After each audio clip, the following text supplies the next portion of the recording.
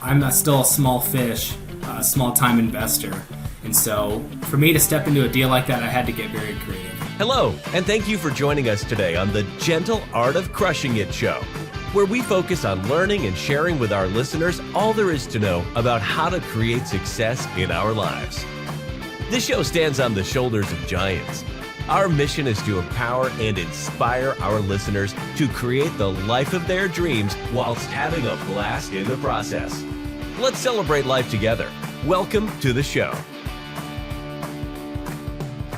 All right, welcome back everyone to another episode of the General Art of Crushing It. And today I'm super excited and honored to have with us Taylor Wing. Taylor, please correct me if I'm wrong here, but my understanding is you've managed to reach financial freedom in 2 years. You've been on at least one that I know of Bigger Pockets episode. You served in the military. You're relatively new to real estate, but I think you've done it all from burring to house hacking to creative finance. So very impressive. Taylor, welcome. Hey, what's going on, Nathan? Thanks a ton for having me on today. I'm super pumped to be on this podcast. I really liked the content that you guys are producing, and especially kind of focusing on just general success and the mindset behind it, because I think that's a huge piece that people kind of overlook. So I'm super pumped to be on today and hopefully spread a little bit of knowledge and wealth along the way. I'm sure we will. Well, thank you so much for your time again, Taylor. And while we kind of kick this off here, for those who don't know who Taylor Wing is, let us know. Tell us a little bit about yourself, what you do, where you're based, what you like in life, what you don't like in life, and then we'll just take it from there and go into success mindset. Fantastic. Yeah, a little bit about me. I'm actually still active duty Army.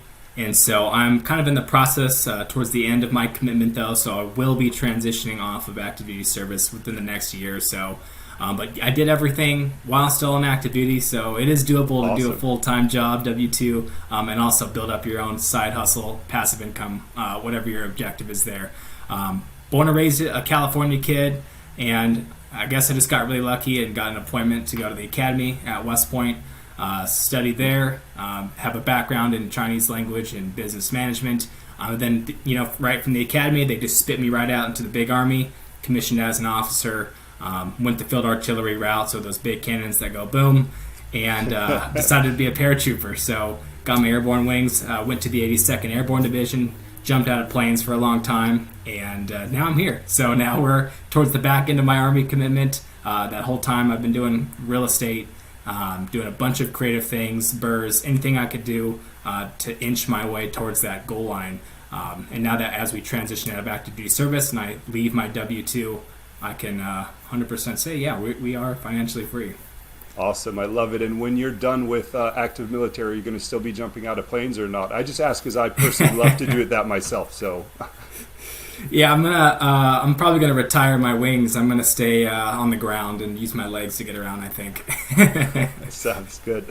And curious, before we go into kind of hearing about some, one or several of your success stories in life, I'm curious to understand if in your mind today, right, and I'm also curious to understand if that's ever changed over time for you, right, but I'm curious to understand what's or how you define success and kind of what that means for you today and maybe what that meant for you yesterday and what you think it might mean for you tomorrow. Do you have an idea there? Because I think it's a fluid concept, right? I'm curious to hear what you have to say. Yeah, and man, especially over these past couple years, the definition for success, at least for me, has changed so much. When you're a young guy, you see success as, I don't know, like you watch MTV and you see the rap music videos. You think success is like having the clothes and the money and the cars or whatever. Yeah. But now that, I'm not going to say we have tons of money, but now that we have some money behind us and some amount of wealth, none of that really impresses me. And that's not how I would see success at all. And I would not want to spend my money that way. How I see success now, it stems back to that mindset piece. It's about being challenged, overcoming those challenges, and growing as an individual. Every day, trying to get a little bit better and being a better person. And then hence, once you grow, you can help spread that love, spread that wealth to your community, to other people in your industry. So it's all about learning, growing, and then spreading that with everyone around you. Awesome. I love that definition of success, man. It's awesome. And so with that definition said, what's your favorite success story that you like to brag about, talk about, I don't know, share with others? And what have you learned from that? I'm curious to hear. Yeah, and I feel like with every success, I've had a failure too, and that's just part of doing entrepreneurship or growing. I kind of see success and failure as almost like a yin and a yang. You need to have both in order to kind of move ahead. And if we do fail, we fail forward and we learn from it. So I would say at least a recent big success for me this year was pulling off my first commercial deal, and that was a Nice. eight unit multifamily apartment building with another single family home. So it was a total of 9 units, and it was close to about $1 million purchase price. So it was, for me at that time, was a big big ticket item, because most of my transactions I did single family homes, probably between $200,000 and $300,000. Yep. So much smaller transactions in residential single family. So for me, stepping out of my comfort zone and growing into those larger transactions was a big deal for me, and analyzing commercial deals was also something I wasn't accustomed to, but I just wanted to learn. It was something that was on my to-do list. I have my goals right here in front of me, that's right on my wall, and it was do a commercial deal. So literally, So I was going to ask, book.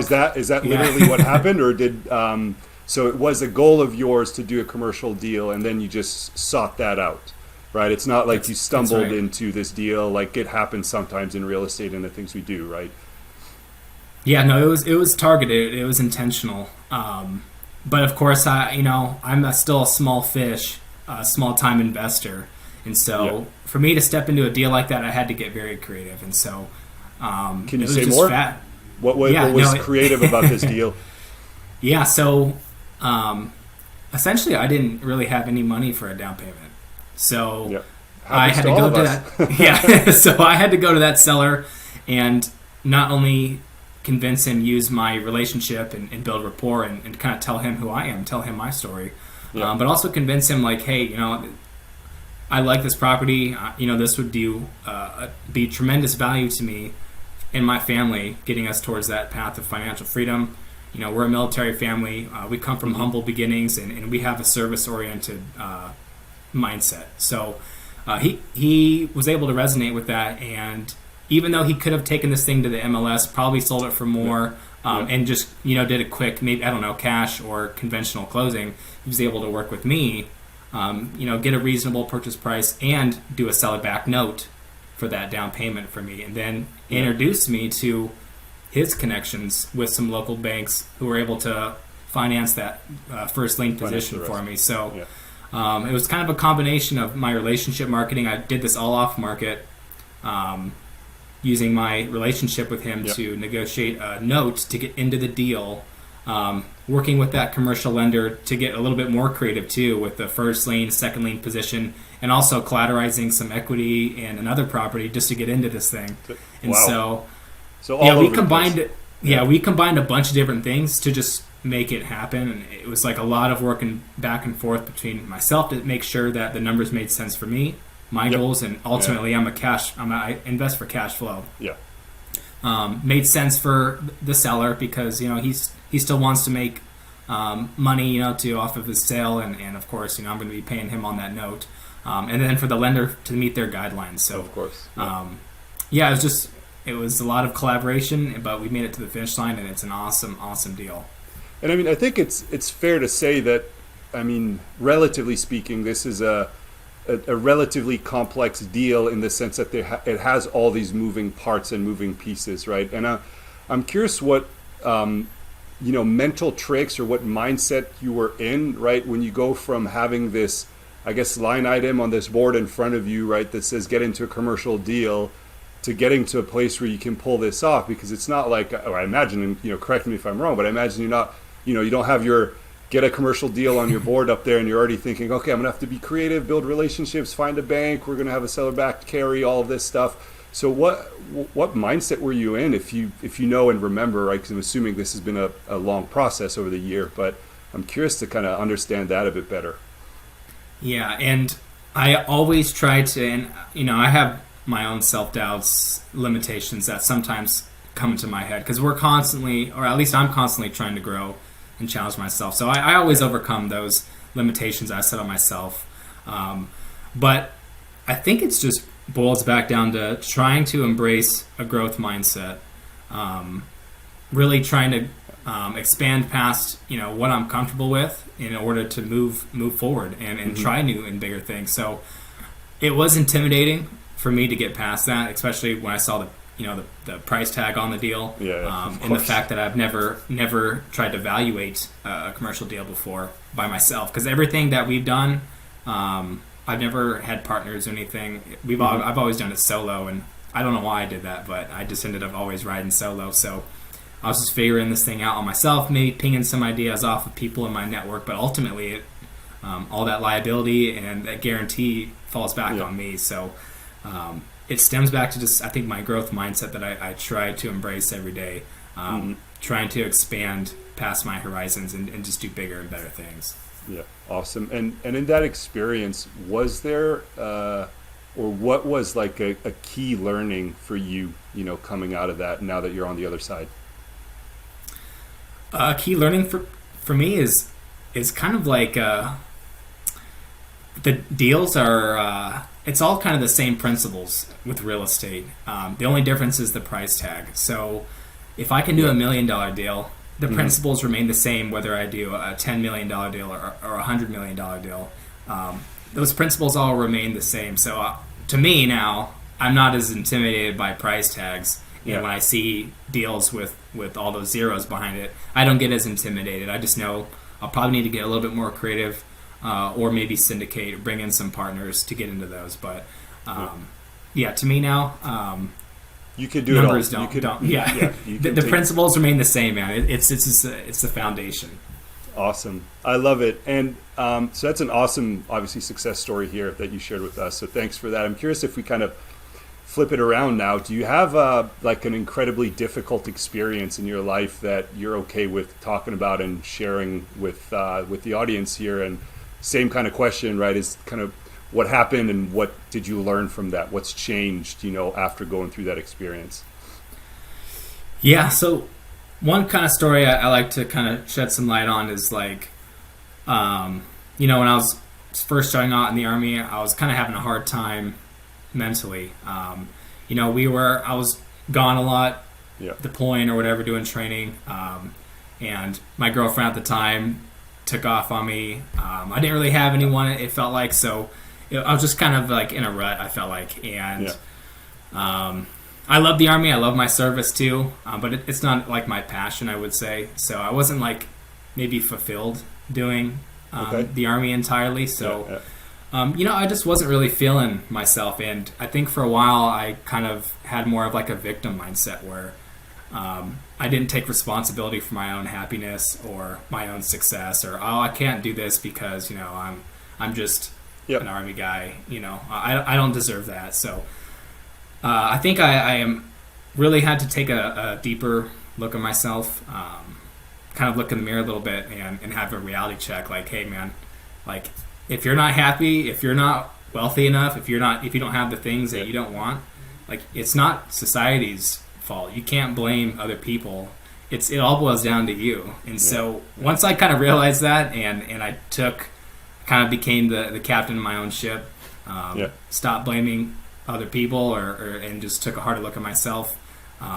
That's when I stepped up to the plate. And I was like, I got to go out there and I got to achieve everything that I was meant to achieve in life, and nobody's going to hand that out to me. So I got to do it. So after that, it was a big mindset switch for me, which is why I really dig this podcast. It wasn't until that click is when I really started taking a tremendous amount of action to create the life that I want and I deserve. And this click, I'm curious, because I think we're getting to the interesting, juicy part here, right? But that click, did you just wake up one morning wherever you were and you're like, I'm done with this, right? I'm tired. I'm now going to change things? Or, like it can happen, relatively often you have, a friend or a spouse or a partner or a mentor or a coach or somebody that kind of says the right thing to you to get you out of that rut. I'm curious what it was like, if it was one of those two, or even maybe something different for you. Yeah, for me, it was like a lot of self-reflection, and it took a while. It took probably months to figure out, because I didn't really know what I was capable of or what I would be interested in either. It took a lot of soul-searching, a ton of research. I was listening to podcasts like crazy and learning about a bunch of different industries, a bunch of different entrepreneurial things out there. Yeah.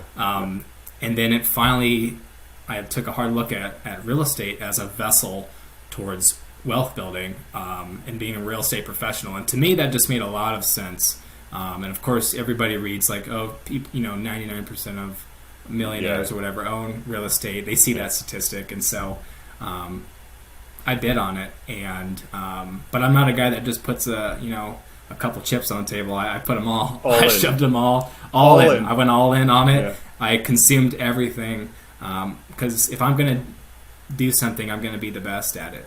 Yeah. So I just wanted to learn everything, and then of course I had to go out in the world and apply it, because I feel like a lot of people do absorb information, but it's harder to do it yourself. Exactly. Yeah. And how long was that for you between like that moment where you realized you want to get into real estate till the moment you, I guess, took action, but like I don't know what the right milestone is, if it's like getting your first deal or actually taking that first step versus just that consumption. How long was that? Because often the people that I interact with, it's like, oh, I've been researching for 5 years and I have yet to do take that first step, whatever it is, calling a broker or buying your first deal. And often people don't realize that it takes time, right? Yes, you need to take action, but it's not like people typically just wake up and they bought their first deal the next day, right? What was that like for you? Do you remember? Yeah. I would say so.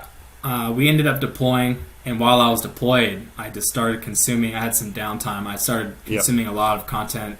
Took a real estate investing course as well, to really jumpstart my just overall knowledge and confidence too. So by the time I got back from that deployment, probably started that. I don't know when I started within that deployment. Let's say probably like 6 months of really hard education.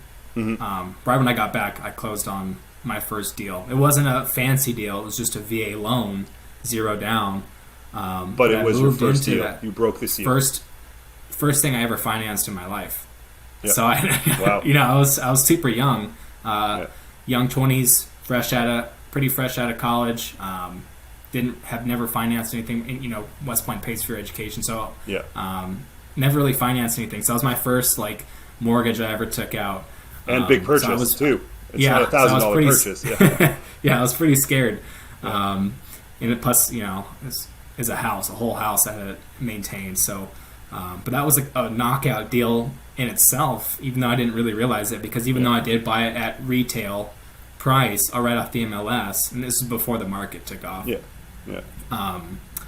Negotiated the seller to cover all those closing costs there. So I moved into that house without nothing. I think I got a check for $200 to move into the house. Well done. Yeah, and then I rented out my house, rented out the bedrooms, and actually I cash flowed a little bit. So offset my living expense. In the Army, we get paid BAH, which is like a basic allowance for housing. So I was able to pocket a lot of BAH and save a ton of money just by eliminating my entire living expense off that first deal. Wow, I love it. That's house hacking. That's awesome. And how long was it for you until your, I guess, next deal? After that, after that first one, because typically the first one already, takes 80% of the time. And then if it's anything like me, I think it took me 6 to 8 months to get my first deal, all the research, all that. And then I think 3 weeks after I closed on my first deal, I had the second one under contract. Yeah, it's the law of the first deal. Once you complete that first deal, it's just you start taking off. So it took me, I don't know, maybe a couple months after that, and I closed my next one. But the next one was a complete burr, and that was a true investment opportunity, because I bought that right off a courthouse auction. How'd you get into that? I just figured going it from out. buying on the MLS to, we talked about commercial before, and now we're somewhere in the middle where you just bought a house off the court steps. Yeah, so it took a little research and figuring out how do you bid on a courthouse auction, but Figured it out and was able to, because I was super interested in Burr, the idea of getting an infinite return, recycling your entire down payment essentially, and then keep doing that over and over and over again really excited me. So figured that out. The courthouse auction piece, was able to win the bid, and I was able to close on it with a hard money loan. So I had to put down like 25 or 30% or something like that to get into the deal, which was my entire savings at that point. I liquidated. I had like a little Roth IRA with like 35 grand in it. I liquidated it, and then I threw it all into this deal. Every single all chip in, you baby. had. Yeah, all on red. So put it into this deal, and I was scared shitless. I'm not gonna lie, but I would be too. I trusted the numbers though, and I had the utmost confidence in myself, I think, and so. Yeah. When we went into that, I mean, the numbers were great. I bought it for like $92,000, put about $25,000 rehab into it, and it appraised for like 170, 175. And so it was a complete, perfect textbook Burr. We recycled all my funds, and today I still own that property. That's a solid cash flow rental for me. I love it. Awesome. So if I shift gears here a little bit, I'm curious, if you could go back in time to whatever age, 15, 18, whatever is most, relevant and important to you, and knowing what you know now, right, what would you do differently to, I don't know, maybe accelerate your success or get more success faster? I don't know. Yeah. What would you do different?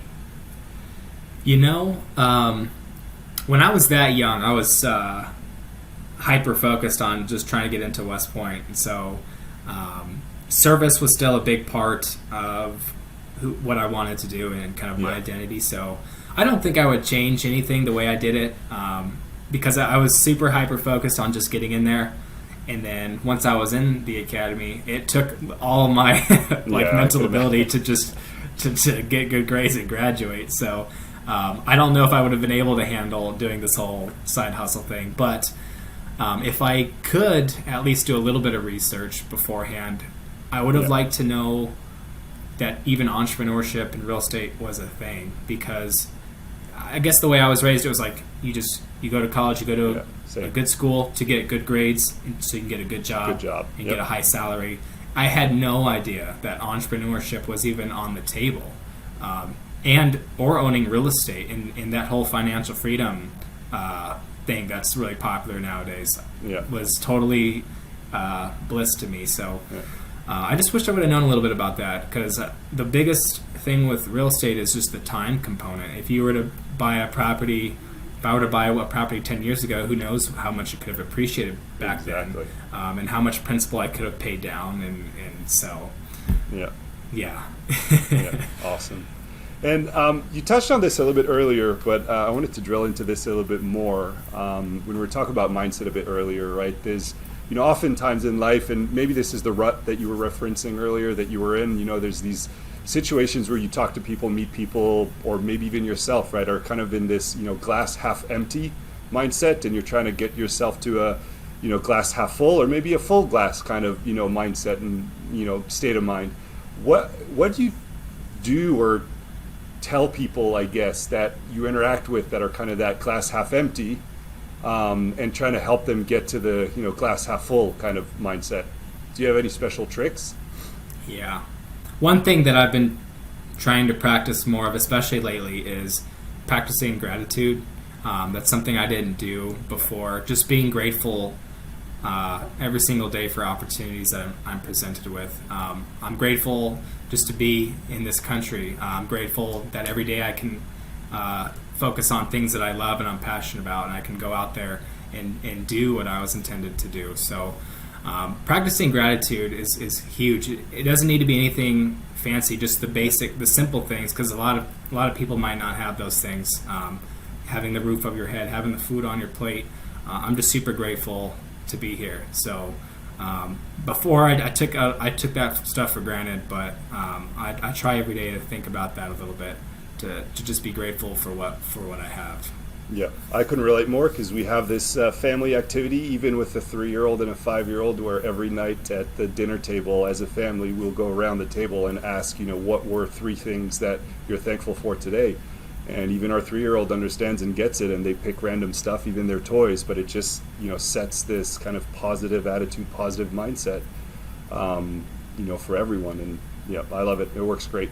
So I love that too. I'm gonna do that once I have a couple little ones. it works, man. It works. Is there one key that is Taylor Wing's key, her secret sauce to unlock success? And if there is one, what is that, do you think? Yeah, I would say I think before, a lot of people are so, focused on maybe just money or getting houses.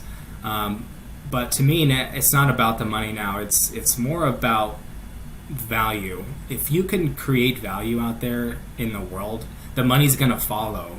So I think for me, when I found success is I go and look to see where I can provide value. Where are my skills and how can I plug them into a situation or out there in the marketplace and provide value? And that's, I think, when the dollars followed me. But I see money now as more of a means to an end. Money itself doesn't have any intrinsic value to me. Me holding a wad of cash isn't going to make me smile. But the things that it can provide are valuable, which is time. I'm getting my time back. I spent a lot of time in the Army, serving and everything, being away. So I'm super excited to get my time back, give that time to my wife, give that time to my family, because that's what's most important to me. Awesome. I love it. Yeah. Getting freedom of time, and there's no price tag on that. No wads of bills, that help with that, right? So awesome. That's exactly right. And in addition to kind of all these like mindset, hacks and tips and tricks and great success stories that you've shared with us here, right? We like to, help our audience as much as possible with like, books, tools, recommendations, things like that, we have or guests have and whatnot, right? I'm curious if I were to ask you, what one book would you recommend our audience, pick up and read? And of course, as always, books, recommendations and whatnot, we'll make sure are in the show notes so you can grab your copy. But what book would that be for you? So the book I picked out specifically for this podcast was this one right here. It's just Mindset by Carol S. Dweck, and she's like a Stanford professor. And this book is literally all about like how to fulfill your potential through a psychology of success. And so it could be a little bit, mundane, because she just talks about like comparing people with a growth-oriented mindset versus people with a fixed mindset. Yep. And so, it kind of goes into parenting, business, school, relationships. But I loved it because I can see in some aspects where I do still have a fixed mindset. In some aspects, I definitely do have a growth mindset. So made me reflect a little bit about myself. Like I said before, I think having a growth mindset was definitely a huge key to success. It's just not about trying to get your first. A lot of people are just trying to get a deal. Yeah, but I think before you can even focus on getting a deal or starting a business, you have to grow your own mindset first and grow yourself. So I'm going to have to pick that one up because I have not read it. It looks like a nice, big, thick book, so it's going to take me a while with 2 young kids to get through, but I'm looking forward to it. Thanks for that. And similar Absolutely. To the book, do you have a tool, a technology app, whatever, non-digital maybe tool that has helped you, in your life and achieving success that you'd like to recommend? Yeah, so I'm actually going to put in a plug here for our own little technology company that I'm helping launch. So awesome. What we're launching, or it's already launched. It launched in the spring, and now we're coming with a bunch of new updates coming out next week, actually. So it's called townsquare.com, TWNSQR, and it's a complete disposition software for wholesalers. And so if you're a wholesaler that's out there looking to streamline your dispositions platform, we have a bunch of features that you're going to be able to do all your email marketing, organize all your buyers, all your contact lists, have people send you deals. It's just a complete platform for everything on the back end of those transactions. So for my wholesalers, check it out because I do a bit of wholesaling myself, and I use this product. And so check it out if you're awesome. A wholesaler. What's the link again, just to make sure everybody got it? And of course, again, it'll be in the show notes, but people got to hear this and go get their copy. Absolutely. It's townsquare.com. You can check us out on the web, and it's spelled TWNSQR. We took out the vowels just because we're a cool tech Because we're a tech company. and we don't do vowels. So Like every other tech company. I love it. I'm curious because when I'm not doing podcasts or real estate, I love technology, and I am in technology. I'm just curious to hear a little bit about that. What does this tool do better than others out there for like similar purposes? Yeah, so there's honestly nothing else out there really in this market space. There's a bunch of technology on the front end. People focus very heavily on acquisitions, which of course you need deals to be a business. And there's CRMs to handle all your leads, but there's really not like a software to handle and streamline the back end of those transactions. So with TownSquare, it's able to kind of fill that gap that's lacking in our industry and provide modern technology to solve problems that we have. So if you're a wholesaler, you're probably shooting out your deals on a bunch of different distro lists or on Facebook or on Craigslist, and you're having all these different conversations all over the place. Here on TownSquare, you can handle it all right there on one platform, organize all your conversations, shoot all your emails through TownSquare, market your property on the platform. So awesome. Much easier. Townsquare.com. I love it. Awesome. And how'd you stumble into that? Did you just find there was a gap in the solution space? There was no solutions out there for this, so you decided to just start another creative venture and endeavor? So actually, I through one of my masterminds or one of my networks, I met Paul Wakeham. He's the CEO over there at TownSquare. Yeah. And they were looking to hire, and we're like employee number 1 too. So when he told me about the idea behind it, I really liked it, since I'm in the industry too, and I was like, this is pretty cool, man. And so I had to hop on, and so I'm helping them take this thing. We're hoping to take it to the next level. I want this to be the next big thing that disrupts the entire industry. Awesome. Very cool. I want to chat more about that. I'm very curious now. But bringing this to a close here, I don't want to take up too much of your time. Taylor, again, thank you so much for being here. Right. Last question, I guess, for you is, how can our audience, help you and get in touch with you? Obviously, go get TownSquare. But in addition to that, what else? Where can they go, and what else can they do to help? Yeah, the best way to get in contact with me is probably just through my Instagram, just my name, Taylor Wing _, all one word there. Yep. I am trying to be a lot more active on social media. I am trying to build more of a personal brand there, and just create content that's actually useful. I don't want to be flashy, showy. I just want to be out there providing value. So go there. Would love the support. Just give me a follow, and that's the best way to connect with me too. And it's an awesome profile to follow. I know because I do, so the content is absolutely amazing. Awesome, Taylor. Thank you so much again for your time. Anything else before we wrap this? Yeah, no, I think that does it. Thanks again for having me. It was fun doing this, and I always love being on podcasts. And this is a topic that actually I have a lot of passion about too, because for me, mindset, I wasn't able to do any of these things until I changed my own mindset. And so if you're looking to start a business, you're looking to do your first deal, I work on your mindset first, work on yourself first, because once you go out there, provide value, the dollar signs are going to follow. I love it, and I cannot possibly close any better than that. So with that, Taylor Wing, thank you so much for your time, and hopefully we'll have you on the show sometime soon again. Take care, Taylor. Thanks. Fantastic. Thank you. Well, there you have it, ladies and gentlemen. Another episode of The Gentle Art of Crushing It. It was an amazing episode. We know we sure learned a lot, and we hope you did as well. We want to take a second and thank you so much for viewing or listening to this episode. And please just know that we only ask for one favor, and that is to make this life magnificent. Thank you, and have a wonderful day.